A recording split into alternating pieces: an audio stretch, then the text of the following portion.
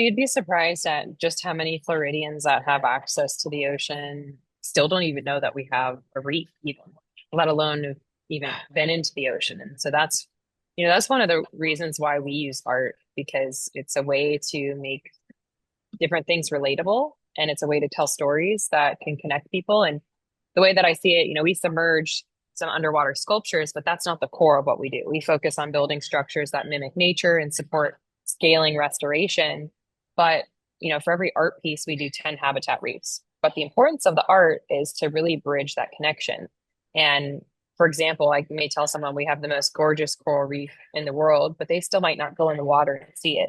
And it might be right off of the shore. But if I'm like, hey, there's a mermaid sculpture over there underwater, they're going to want to get in and take a picture. And then now that they're in the water, they can see the fish that lives there, or they can come out plant a coral with us. And that helps invite the curiosity to come into the ocean. And now they can bridge that connection. So that's really why we use art, because it's a way to really draw people in. And then we can relate to different story narratives. We had the reef we just deployed is called Guardians of the Reef. And that whole concept is around becoming an ocean steward and a guardian of our reef. We have the third largest reef in the world that unfortunately has been dying. And we need people to step up and become stewards of our oceans and really become a warrior for the ocean. It needs our help more than ever, especially here in Florida. Um, and this whole project, we did 16 art pieces and 36 habitat reefs.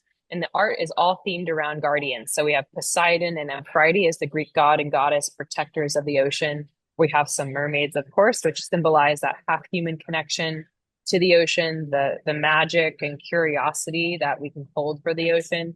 And then we have five marine guardians, which is like an octopus for wisdom, a manta ray for elegance, a sea turtle for peace. We also have a seahorse for fragility and manatees for resilience. And then we have two selfie stations. So you can come take a picture as a mermaid. It's a half tail. And then we have a little porthole industrial diver, which signifies first ocean exploration. But if you come take a picture at the site, you're also taking an oath to be a voice for the ocean. So we really want to use art in a creative way to draw people in. This site's really fun and exciting. It's in Hollywood Beach, so you can walk right off the beach 200 feet and come and snorkel these structures and see the fish that live there. We're planning to do a lot more projects like this, but a example of a project that honestly I'm most passionate about right now that we're working on is a Mayan reef in Mexico. And we're working with Mayan elders to do a serpent deity called the Cuthon, which is their deity of wisdom and passage of knowledge.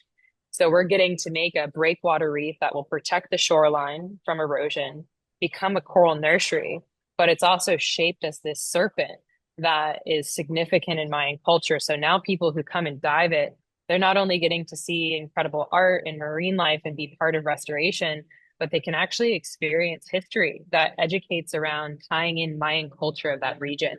So we can use art as a deep way to tell cultural narratives. Like in Florida, our dream would be to each part of Florida, what's the story and history of this area?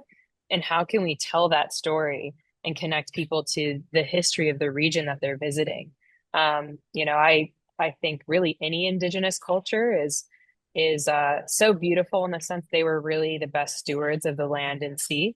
And actually, Miami used to be Tamiami, which was a very small native sea tribe. We have the Seminoles and Miccosukee tribe that actually was pushed into Florida, but we could actually really tell some powerful stories in Florida about the history of this land. And I would really love to just get creative artistically, right? We could open up a call to artists for the community to come up with new art concepts. So the art is really infinite on how many audiences and how we can create connection. So I'm excited. Our next reef, we're going to be actually opening up a call to artists to get some new ideas in.